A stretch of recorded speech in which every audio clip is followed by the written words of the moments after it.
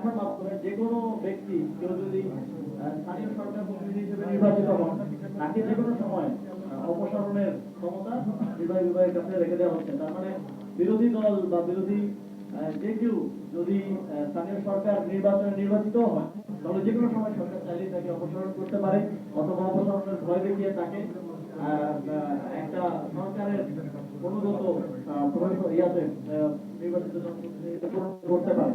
এটা আমরা মনে করি বাংলাদেশের গণতন্ত্রের জন্য অত্যন্ত হুমকি স্বরূপ, এবং এটা সুস্পষ্ট সংবিধানের লঙ্ঘন। এবং এই আইনটা যে কোনো সময় কোর্টে চ্যালেঞ্জ করলে এটা খুবই দুর্বল একটা জায়গায় আছে, সংবিধানের সাথে সাংঘর্ষিক বলে এটা বাতিল হওয়ার একটা সম্ভাবনা আছে।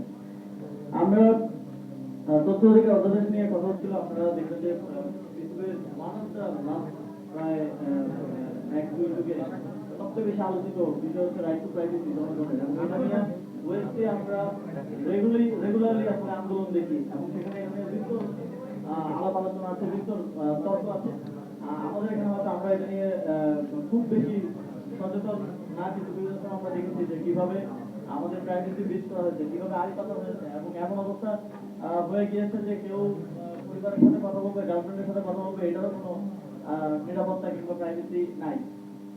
এই জিনিসটাকে মাথায় রেখেই কিন্তু অন্তর্বর্তীকালীন সরকারের সময় আমাদের প্রায় 18-19টা এজেন্সির কাছে এই সক্ষমতা ছিল যে তারা যে কোনো সময় যে কোনো ব্যক্তির হোয়াটসঅ্যাপ মেসেজ, কল রেকর্ড, তারপরে ইন্টারসেপ্ট করতে পারে, শুনতে পারে, এবং সেটা সংরক্ষণ করতে পারে।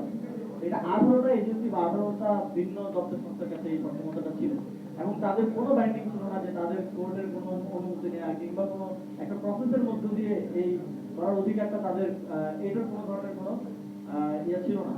তো অন্তর্বর্তী সরকারের সময় শুধুমাত্র 4টা এজেন্সিকে এই সক্ষমতাটা দিয়ে এই অধ্যাদেশটা করা হয়েছিল, এবং সেক্ষেত্রেও যে কোনো ব্যক্তির যদি প্রাইভেসি ব্রিজ করতে হয়, যদি আড়ি পাততে হয়, তাহলে সেটা আদালতের একটা কোর্ট অর্ডার নিয়ে সেটা করতে হবে। এর মাধ্যমে আপনার আমার জনগণের যে রাইট টু প্রাইভেসি, এটাকে সংরক্ষণ করার জন্য এই অধ্যাদেশটা করা হয়েছিল। সেই অধ্যাদেশটা বাতিল করার মাধ্যমে আবারও যে কোনো সময় আপনাকে আপনার ফোন কল, হোয়াটসঅ্যাপ কল বা কথাবার্তা ইন্টারসেপ্ট করার ক্ষমতাটা সরকার এবং এই যে